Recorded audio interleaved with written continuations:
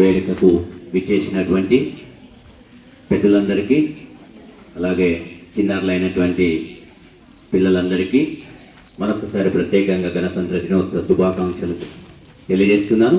ఈ సమయంలో ఈ యొక్క సభా వేదికకు అధ్యక్షత వహించవలసిందిగా పాఠశాల ప్రధానోపాధ్యాయులు వేదికపైకి ఆహ్వానించుకున్నాం. అలాగే ఈ గ్రామ సర్పంచ్ గారు ప్రథమ పౌరులు గౌరవనీయులు సామినేని రమేష్ గారిని వేదికపైకి సాధారణంగా ఆహ్వానిస్తున్నాం. అందరము చెప్పండి. అలాగే మన గ్రామ ఉప సర్పంచ్ గారు వైఆ రమేష్ గారిని వేదికపైకి సాధారణంగా కరచర ధ్వనులతో ఆహ్వానించుకున్నాం. అలాగే వార్డు మెంబర్ గారు చెరుకుపల్లి జగన్నాథం గారిని సాధారణంగా వేదికపైకి ఆహ్వానిస్తున్నాం. అందరము గట్టిగా కరచర ధ్వనులతో వేదికపైకి ఆహ్వానించుకున్నాం.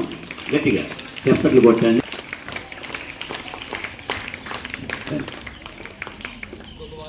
అలాగే శ్రీనివాస్ గారు శ్రీని గారు,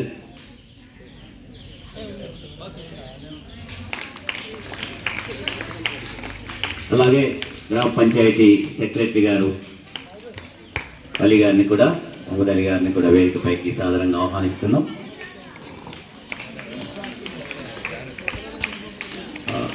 పెద్దలు ఉపేందర్ గారిని కూడా వేదికపైకి ఇస్తున్నాం. అందరం గట్టిగా చెప్పట్లు కొట్టి ఆహ్వానించుకుందామా?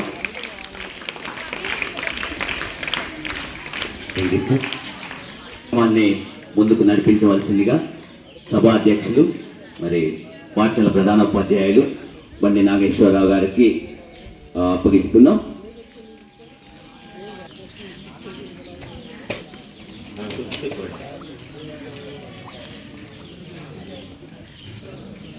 జెండా స్వాతంత్ర్యం విరజిమ్ముతూ ఆకాశం నిండా, దేశభక్తిని నింపుతూ మది నిండా హృది నిండా. ముందుగా ఈ కార్యక్రమానికి విచ్చేసినటువంటి పుర ప్రముఖులు, ప్రజాప్రతినిధులు, నా చిన్నారి మిత్రులు, అదేవిధంగా నా సహా ఉపాధ్యాయులు అందరికీ కూడా వజ్రోత్సవ వేళ జరుపుకుంటున్నటువంటి ఈ గణతంత్ర దినోత్సవం శుభాకాంక్షల్ని మనస్ఫూర్తిగా పాఠశాల తరఫున తెలియజేస్తున్నాను.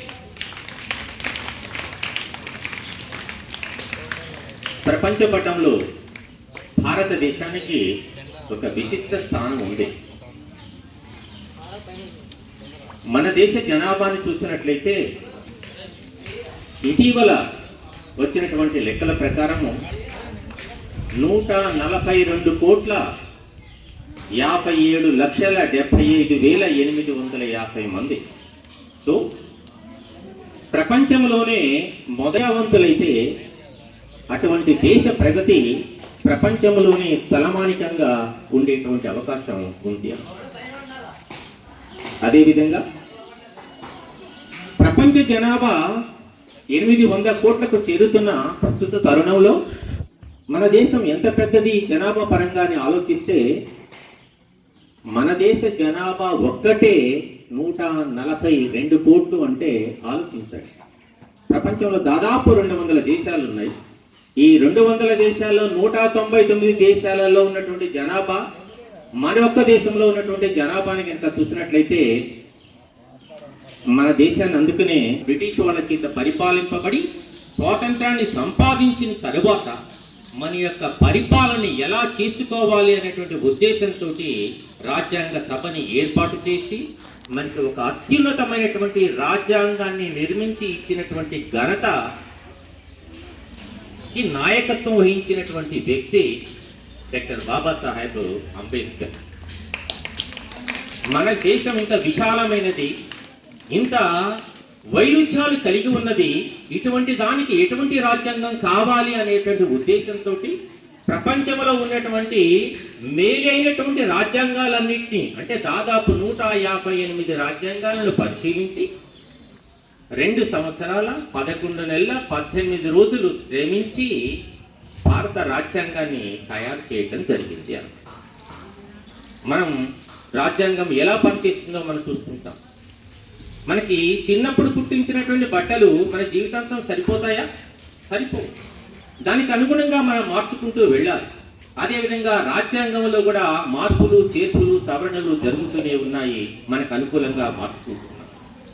కానీ ప్రస్తుత విధానాన్ని మనం గమనించినట్లయితే ఇక్కడ రాజ్యాంగం మంచిది కావటం పోవటం వల్ల ప్రస్తుత పరిస్థితి ఉందా? రాజ్యాంగాన్ని సక్రమంగా అర్థం చేసుకొని దాన్ని అమలు చేయకపోవటం వల్ల ప్రస్తుత పరి కొనసాగుతుందా అని మనమంతా కూడా ఒకసారి ఆలోచించుకోవాల్సినటువంటి అవసరం ఉందా? ఇకపోతే ఈరోజు మనకి మామూలుగా ఈ మధ్య కాలంలో 3 సార్లు జాతీయ పతాకాన్ని ఆవిష్కరిస్తున్నాం. ఆగస్టు 15కి, జనవరి 26కి మనకి తెలంగాణ ఆవిర్భావ దినోత్సవం జూన్ 2వ తేదీన చేస్తున్నాం. మరి ఏమిటి ఎన్నిక? ప్రతి ఒక్కరికి కూడా తెలిసి ఉండాలి తప్పనిసరిగా. స్వాతంత్ర దినోత్సవానికి, రిపబ్లిక్ దినోత్సవానికి, తర్వాత ఇంకొక మనకి తెలంగాణ ఆవిర్భావ దినోత్సవానికి సంబంధించినటువంటి ప్రతి విషయాలు. సరే, అంత డీప్గా నేను వెళ్ళట్లేదు. కానీ రిపబ్లిక్ అంటే ప్రజల చేత ఎన్నికైనటువంటి వ్యక్తి దేశ అధిపతిగా ఉండేటువంటి దేశాన్ని మనం ఇక్కడ దినోత్సవం అంటారు. ఒకప్పుడు రాజులు, రాణులు పరిపాలించారు, సైనిక నియంతలు పరిపాలించారు, సైనిక అధ్యక్షులు కూడా పరిపాలించడం జరిగింది.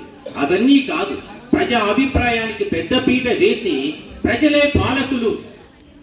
ఓటేమనే ఆయుధం. నిన్ననే మనం చేసాం, ఓటర్ల దినోత్సవాన్ని జరుపుకున్నాం. 25వ తేదీన ఓటు మించినది ఏదీ లేదు, దానికి సాటి ఏదీ రాదు అనేటువంటి ఉద్దేశంతో ఎన్నిక ద్వారా మన యొక్క అభిప్రాయాన్ని వెలువరిచి మనం ప్రజాస్వామ్య దేశంలో మనం జీవించడం జరుగుతుంది.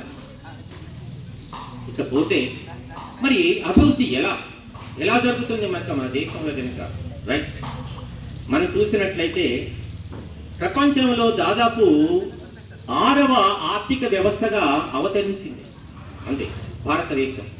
అదేవిధంగా అంతరిక్షయానంలో కూడా మనం ఉపగ్రహాన్ని పంపించడంలోనూ, చంద్రయానంలో కూడా మనకి అమెరికా, రష్యా, చైనా తర్వాత 4వ స్థానంలో ఉన్నటువంటి దేశం మనదే అన్నమాట. శాస్త్ర సాంకేతిక రంగాలలో మంచి అభివృద్ధిని సాధిస్తున్నటువంటి దేశం మనదే అన్నమాట. మరి ఇంకా పురోగమించాలంటే ఏం కావాలి? బంగారమా, డబ్బా, ఆస్తులా? కాదు, కేవలం విద్య మాత్రమే మన ముందుకి నిలబెట్టగలదు, ప్రథమ స్థానంలో ఉండేటట్లు చేయగలదు. 2011 జనాభా లెక్కల ప్రకారం మనం చూసినట్లయితే కేవలం 77.76% మాత్రమే మనకు అక్షరాస్యత ఉంది. అక్షరాస్యత ఎక్కడైతే బాగా ఉంటుందో మనిషి విజ్ఞాన కనిగా మారతాడు. ఆ విజ్ఞాన కని మార్చేటువంటి శక్తి విద్యకు మాత్రమే ఉంది. ఇంకొక మన దేశానికి ఉన్నటువంటి వరం ఏమిటి అని అంటే, ప్రపంచం మొత్తం మీద 35 సంవత్సరాల లోపు ఉన్నటువంటి యువత ఎక్కువగా ఉన్నటువంటి దేశం మనదే అన్నమాట. ఆ యొక్క యువశక్తికి మంచి సాన గనక పెట్టినట్లయితే, వాడికి మంచి మార్గనిర్దేశం కనుక మనం చేసినట్లయితే ప్రపంచంలో మన దేశం అమెరికా కాదు, దాన్ని మించినటువంటి దేశంగా తయారు కావడానికి ఆస్కారం ఉంది. అందుకనే ప్రతి ఒక్కరు కూడా మనం ప్రాధాన్యత ఇవ్వాల్సింది విద్యకి ప్రాధాన్యత ఇవ్వాలి. మరి ఎలా? ఎవరు దీనికి బాధ్యత వహించేది? కేవలం ఉపాధ్యాయుల, పిల్లల, తల్లిదండ్రుల అంటే కాదు.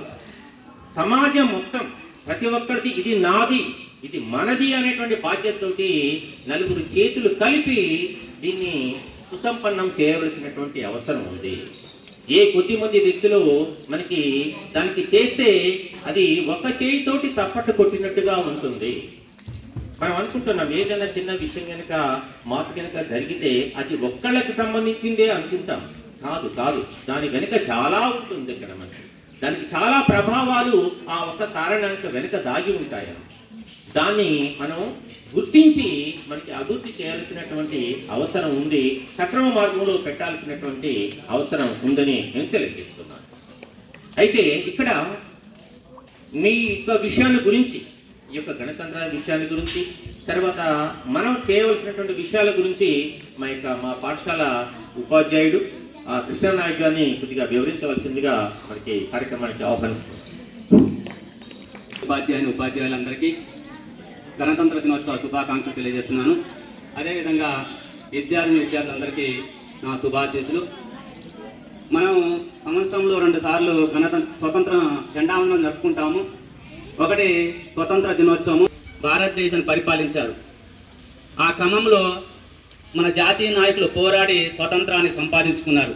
దాని గుర్తుగా ఆ రోజు 1947 ఆగస్టు 15న స్వతంత్ర దినోత్సవం జరుపుకుంటాము. తర్వాత మనల్ని మనం పరిపాలించుకోవడానికి ఒక చక్కని రాజ్యాంగం అవసరమనే ఉద్దేశంతో మన నాయకులు 2 సంవత్సరాల 11 నెలల 18 రోజులు కష్టపడి ప్రపంచంలోని అన్ని రాజ్యాంగాల్ని పరిశీలించి ఒక మంచి రాజ్యాంగాన్ని తయారు చేయడం అనేది జరిగింది. ఆ రాజ్యాంగము పూర్తి చేయడానికి 2 సంవత్సరాల 11 నెలల 18 రోజులు సమయం పట్టింది. దానికైన ఖర్చు 64 లక్షల రూపాయలు ఆ రోజులలో. అయితే ప్రపంచంలోనే లిఖిత రాజ్యాంగంలో పెద్ద రాజ్యాంగం ఏదంటే భారతదేశ రాజ్యాంగం.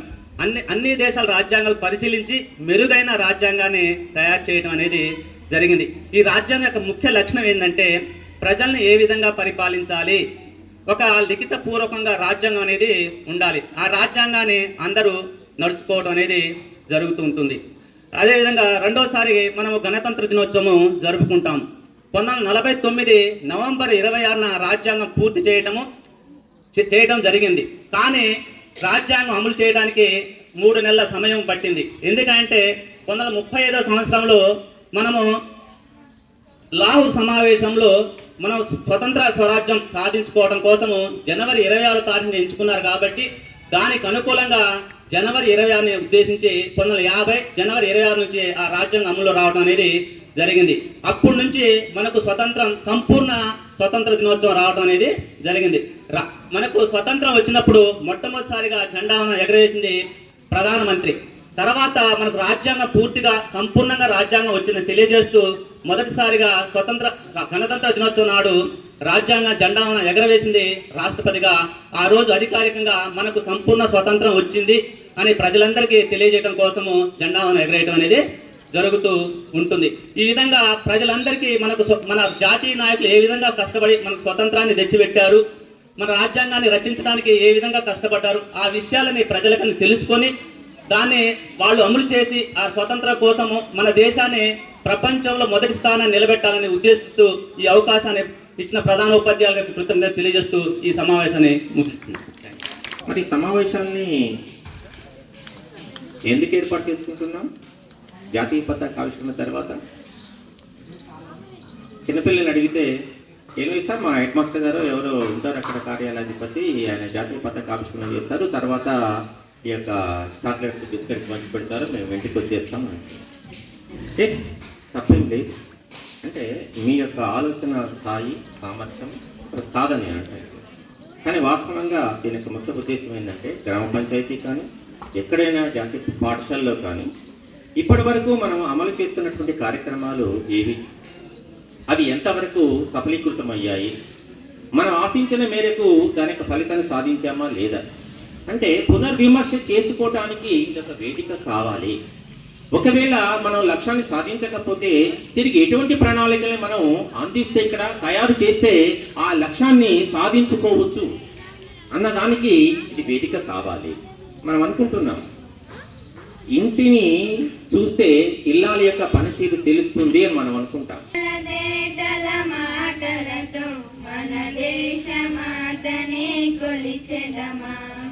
భావం భాగ్యం కూర్చుకొని ఇక జీవనయానం చేయుదమా, తేనెల తేటల మాటలతో మన దేశమాతనే కొలిచెదమా.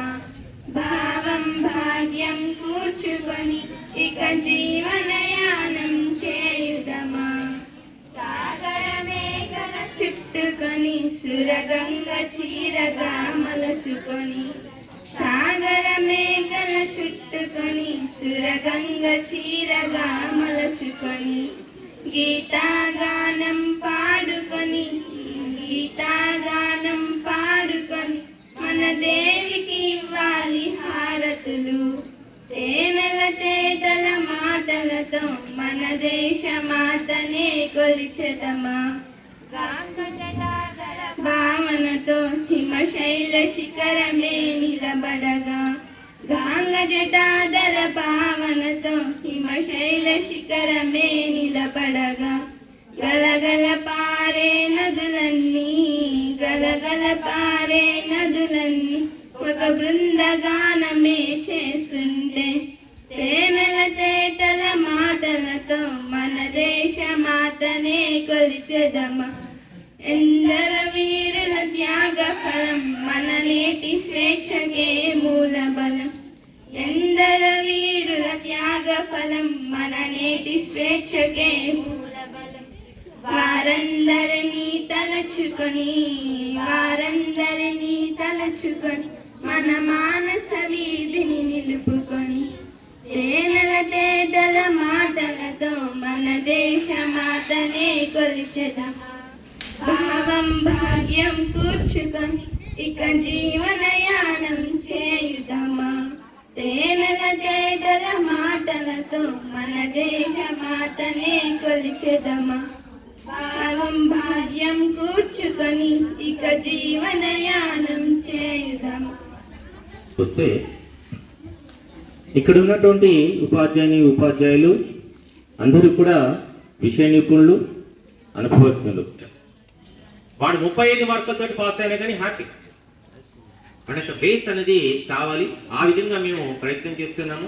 దయచేసి ఇక్కడ గ్రామ పెద్దలు, అదేవిధంగా హాజరైనటువంటి తల్లిదండ్రులు, తర్వాత పిల్లలు కూడా, మీరు కూడా భావి భారత పౌరులు కాబట్టి మీ యొక్క లక్ష్యము ఇక్కడ డబ్బు సంపాదించడం కాదు అని చెప్పాను. ఇక్కడ కాలము చాలా విలువైనది, మళ్ళీ పోయిన కాలం తిరిగి రాదు అనమాట. అందుకనే మీరు విద్య పట్ల మంచి ఆసక్తిని కనపరచవలసిందిగా కోరుతున్నాను అనమాట. తర్వాత సార్ మాట్లాడే వాళ్ళు ఉన్నారు అమ్మాయి. Teachers and my dear friends, first of all, I wish you a happy Republic Day. Today is 26th January and we are celebrating Republic Day. Republic Day is a national festival of India.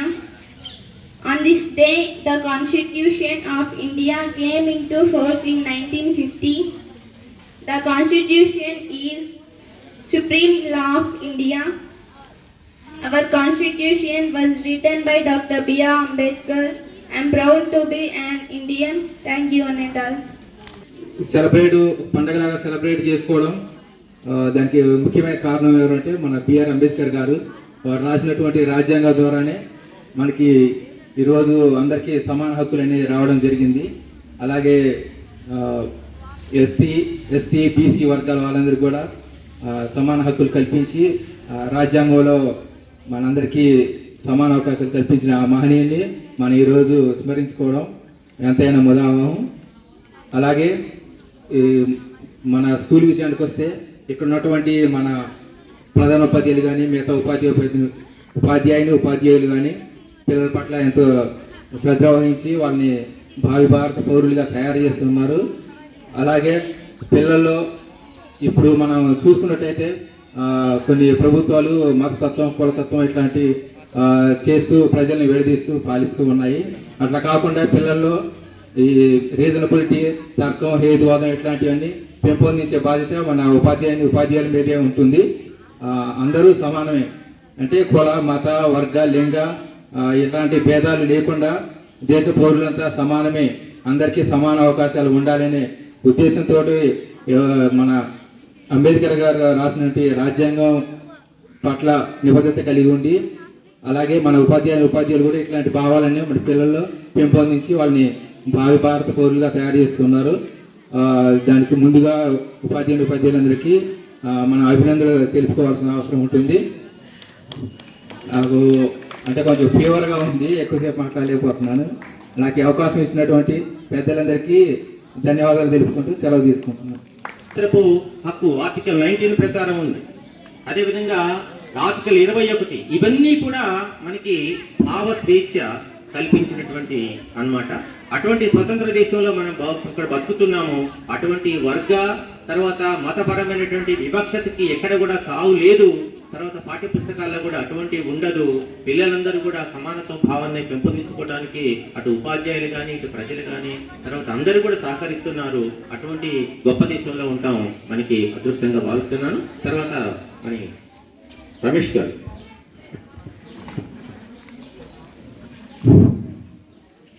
సభాధ్యక్షులు HM గారికి మరియు సర్పంచ్ గారికి, stage మీద ఉన్న పెద్దలకి మరియు గ్రామస్తులకి, ఉపాధ్యాయులకు, పిల్లలకు అందరికీ గణతంత్ర దినోత్సవ శుభాకాంక్షలు.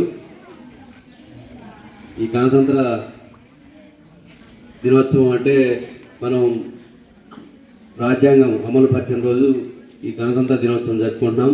ఈ రాజ్యాంగం రాయడానికి 2 సంవత్సరాల 11 నెలల 18 రోజులు పట్టిందంటే ఎంత సుదీర్ఘంగా ఆలోచించి ఎటువంటి ఇబ్బందులు లేకుండా అన్ని కులాల వారికి మంచిగా ఉండేటట్టు రాయడం జరిగింది. ఎంతో కష్టపడ్డారు. అంబేద్కర్ గారు ఈ రాజ్యాంగాన్ని ఎంతో ఆలోచించి రాయడం జరిగింది. అదేవిధంగా స్కూల్ విషయానికి వస్తే మన స్కూల్లో పిల్లలు మీరు చదువుకోవడానికి గ్రామస్తులు మరియు ఉపాధ్యాయులు అందరూ ఎంతో మీ కొరకు ఎన్నో రకాలుగా ప్రయత్నాలు చేస్తారు. కాబట్టి మీరు కూడా మంచిగా చదువుకొని మన స్కూల్కి మంచి పేరు తేవాలి. అదేవిధంగా మన ప్రవర్తన మంచిగా ఉంటే ఆటోమేటిక్గా మన స్టడీ కానీ ఏదైనా సింపుల్గా అవగాహన కలుగుతాయి. కాబట్టి మీరందరూ ఎప్పుడూ నీట్నెస్గా ఉండి మంచిగా చదువుకోవాలి. అదేవిధంగా ఆరోగ్యం కూడా మంచిగా చూసుకోవాలి. మనం మీ స్కూల్లో ఉన్న పిల్లలందరూ ఉద్యోగస్తుల పిల్లలు కాదు, తల్లిదండ్రులు కూలి పని చేసేవాళ్ళు మరియు వ్యవసాయ పని చేసేవాళ్ళు. వాళ్ళు ఎంతో కష్టపడి మనం చదివిస్తున్నారు. ఆ కష్టాన్ని తెలుసుకొని మంచిగా చదువుకొని ప్రయోజకులై కుటుంబానికి మరియు గ్రామానికి మంచి పేరు తేవాలని కోరుకుంటూ ఈ అవకాశం ఇచ్చిన హెచ్ఎం గారికి ధన్యవాదాలు తెలియజేస్తున్నాను.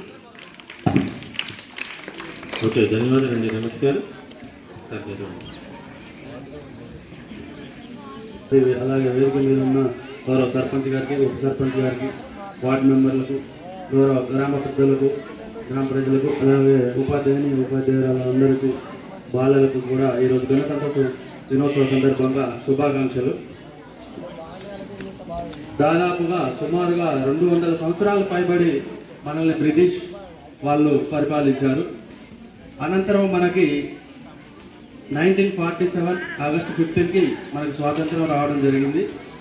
అప్పుడు ఈ సువిశాలమైన భారతదేశానికి స్వాతంత్రం వచ్చిన సందర్భంగా మనకి రాజ్యాంగం లేదు. అప్పట్లో అంటే బ్రిటిష్ వాళ్ళది ఉంది, అది మనం ఫాలో అవద్దు, మనం కూడా కొత్తది రాసుకోవాలని డాక్టర్ బిఆర్ అంబేద్కర్ గారి నాయకత్వంలో ఒక ముసాయిదా కమిటీని ఏర్పాటు చేసి రాజ్యాంగాన్ని రచించాల రాజ్యాంగాలను పరిశీలించి సుదీర్ఘకాలంగా అంటే 2 సంవత్సరాల 11 నెలల 18 రోజులు టైం తీసుకొని కూడా మన రాజ్యాంగాన్ని చాలా పటిష్టంగా ఉండాలనే ఉద్దేశంతోనే అంత టైం తీసుకొని రాయడం జరిగింది.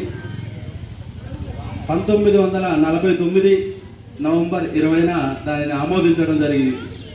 ఆమోదించిన తర్వాత కూడా మనకి అమల్లోకి రావడానికి 1950 జనవరి 26 వరకు సమయం పట్టింది. ఆ రోజునే ఆమోదించిన వెంటనే అమల్లోకి రాలేదు. కాబట్టి జనవరి 26, 1950న అమల్లోకి వచ్చిన సందర్భంగానే మనం గణతంత్ర దినోత్సవంగా అప్పటి నుంచి భారతదేశ వ్యాప్తంగా అన్ని ప్రభుత్వ కార్యాలయాల్లో మనం ఈ కార్యక్రమాన్ని నిర్వహించుకుంటున్నాము.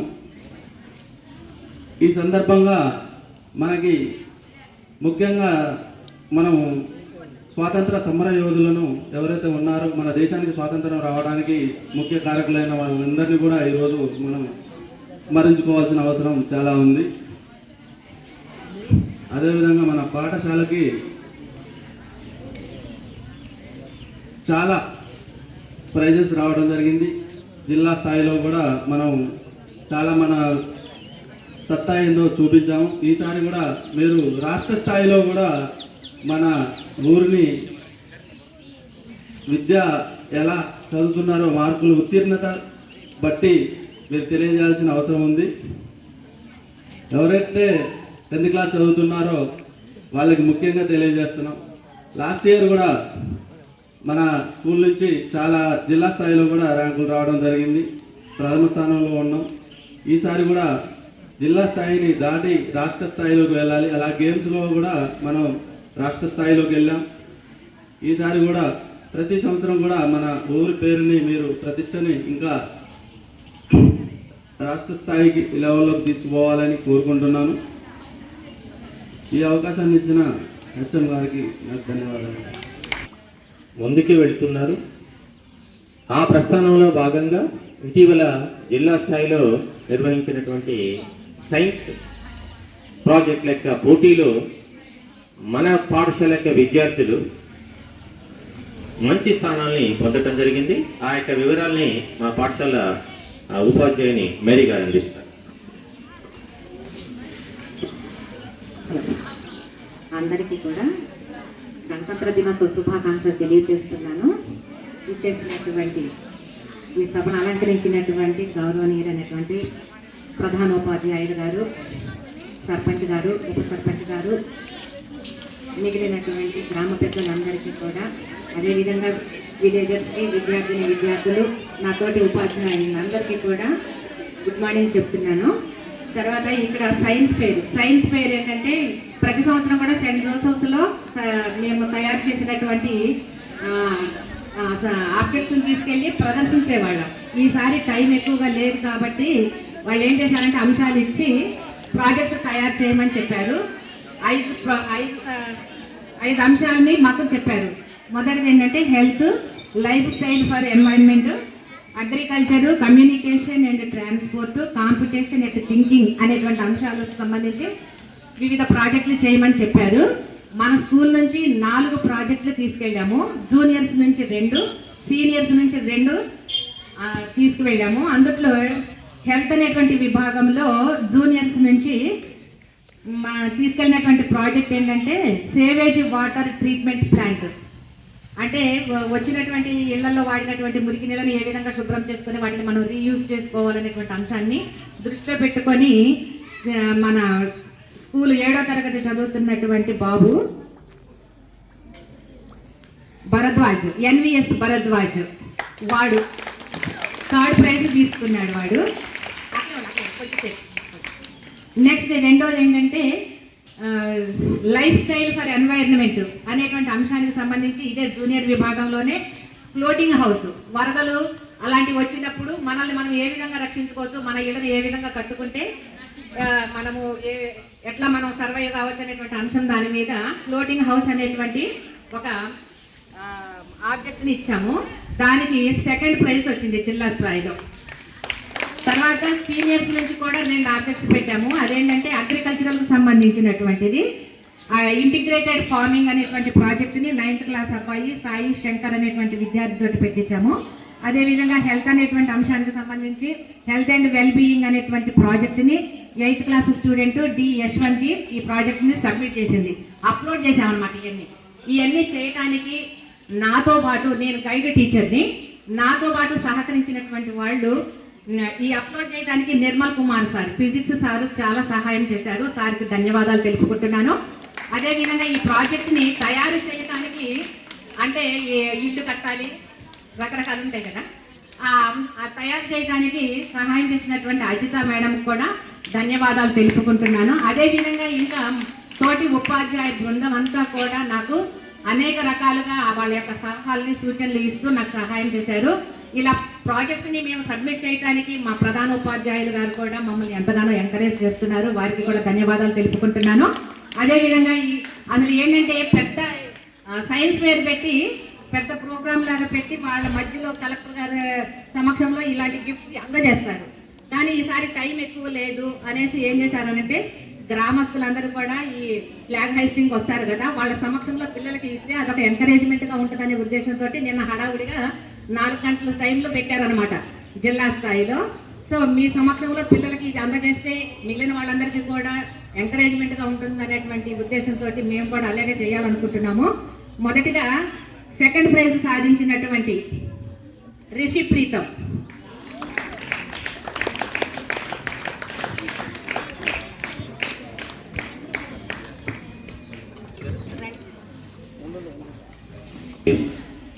రమేష్ గారు, అలాగే వార్డ్ మెంబర్స్ చెరుకుపల్లి గ్రామ పెద్దలు ప్రసాద్ గారు, ఉపేందర్ గారు, అలాగే గ్రామ సెక్రటరీ గారు, సభకు నమస్కారంలోనే మనం అందజేసుకుని ఉన్నాం. ఆ తర్వాత ఈ మధ్య కాలంలో స్టేట్ లెవెల్ మరి ఆడినటువంటి పార్టిసిపేట్ చేసి అలాగే స్టేట్ లెవెల్లో ఒక 2 కాంస్య పథకాలు కూడా వచ్చాయి మనకు. ఫుట్బాల్లో ముగ్గురికి కాంస్య పథకం, కబడ్డీలో ఒకరికి కాంస్య పథకం వచ్చింది. అందుకంటే ఖమ్మం జిల్లా నుంచి మొత్తంగా 8 మంది ప్లేయర్స్, మాత్రం 4, ఖోఖో నుంచి 2, అలాగే ఫుట్బాల్ నుంచి 2 మరి ఖేలో ఇండియాలో ఆడటం జరిగింది. అందులో ఫుట్బాల్ నుంచి ఆడినటువంటి విద్యార్థినిలో మన పాఠశాలకు చెందినటువంటి విద్యార్థిని యువవర్షిని ఉండటము ఎంతో మరి గర్వించాల్సినటువంటి విషయం. ఖేలో ఇండియాలో పార్టిసిపేట్ చేసినటువంటి విద్యార్థినికి ఈ కప్ను అందజేయాల్సిందిగా మన ఫుట్బాల్లో కాంస్య పథకం వచ్చింది విద్యార్థినికి. ఈ పార్టిసిపేషన్ సర్టిఫికేట్ మరియు మెరిట్ సర్టిఫికేట్ని అందించవలసిందిగా సర్పంచ్ గారిని ఆహ్వానిస్తున్నాం. P Rohit and team, P Rohit, K Sai Bharat AD అటు వెళ్తున్నా కోరుతున్నాం. ఇది విష్ణు అక్కడ ఇచ్చేస్తారు. విష్ణు, వరుణ్, సందేశ్, మనోహర్, దిలీప్.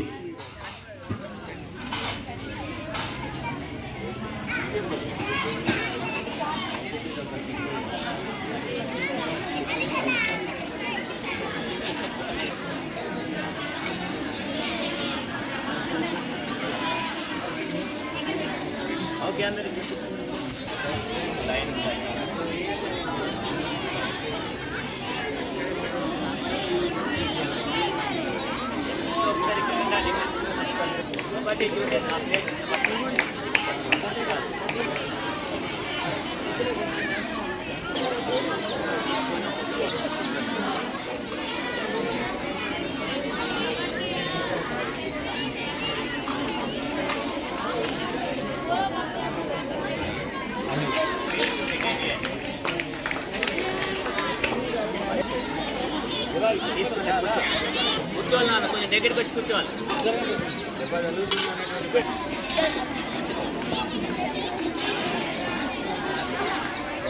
కూర్చోన్నారు.